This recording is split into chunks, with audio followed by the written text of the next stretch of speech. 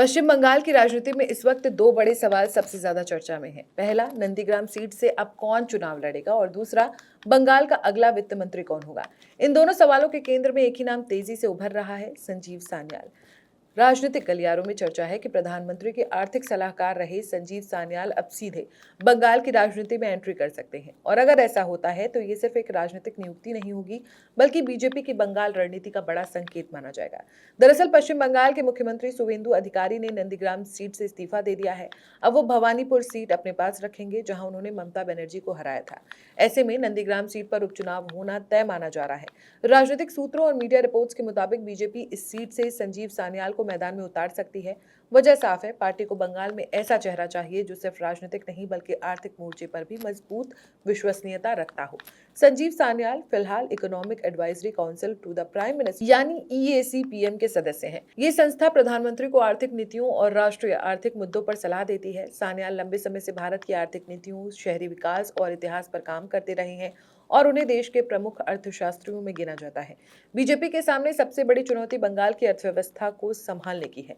अभी मुख्यमंत्री शुभेंदु अधिकारी खुद वित्त, गृह, स्वास्थ्य, शिक्षा, उद्योग और वाणिज्य जैसे कई बड़े मंत्रालय संभाल रहे हैं, लेकिन पार्टी के भीतर ऐसा कोई अनुभवी विधायक नहीं माना जा रहा जिसे राज्य की आर्थिक हालत सुधारने का व्यापक अनुभव हो।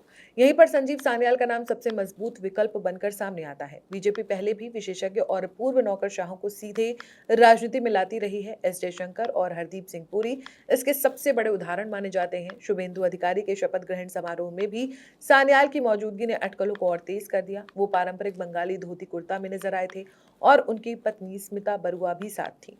राजनीतिक विश्लेषकों का मानना है कि बंगाली सांस्कृतिक पहचान के साथ उनकी छवि बीजेपी के लिए राजनीतिक रूप से फायदेमंद हो सकती है।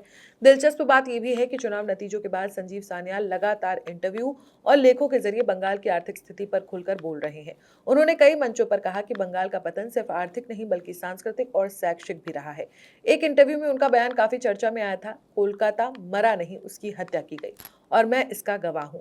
संजीव सान्याल का पारिवारिक इतिहास भी काफी दिलचस्प है। वो क्रांतिकारी स्वतंत्रता सेनानी सचिंद्र नाथ सान्याल के पर भतीजे हैं, जिन्हें भगत सिंह और चंद्रशेखर आजाद का मार्गदर्शक माना जाता है। उनके परदादा नलिंगशा सान्याल अविभाजित बंगाल विधानसभा में कांग्रेस के मुख्य सचेतक थे। यानी सान्याल सिर्फ एक अर्थशास्त्री नहीं बल्कि बंगाल की राजनीतिक और वैचारिक विरासत से भी जुड़े हुए हैं। अब अगर बंगाल की मौजूदा आर्थिक स्थिति देखें तो चुनौतियां बेहद बड़ी हैं।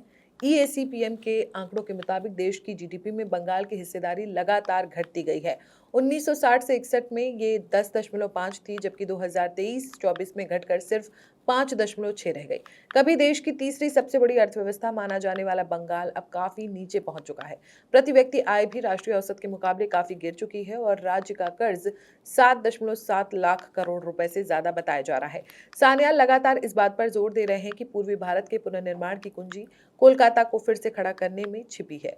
उनका मानना है कि कोलकाता के पास ऐतिहासिक औद्योगिक आधार मौजूद है, यहाँ पहले से कई आर्थिक क्लस्टर हैं और अगर सही नीतियां लागू हों तो पूरा पूर्वी भारत फिर से आर्थिक इंजन बन सकता है।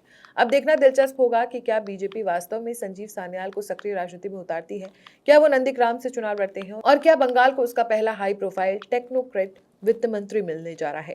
क्योंकि अगर ऐसा हुआ तो ये सिर्फ एक मंत्री की नियुक्ति नहीं होगी बल्कि बीजेपी का ये संदेश होगा कि वो बंगाल में सिर्फ राजनीतिक बदलाव नहीं बल्कि आर्थिक पुनर्निर्माण का नैरेटिव भी खड़ा करना चाहती है। आप इसको कैसे देखते हैं, कमेंट में जरूर बताएं। वीडियो पसंद आई हो तो वीडियो को लाइक, शेयर और चैनल को सब्सक्राइब जरूर करें।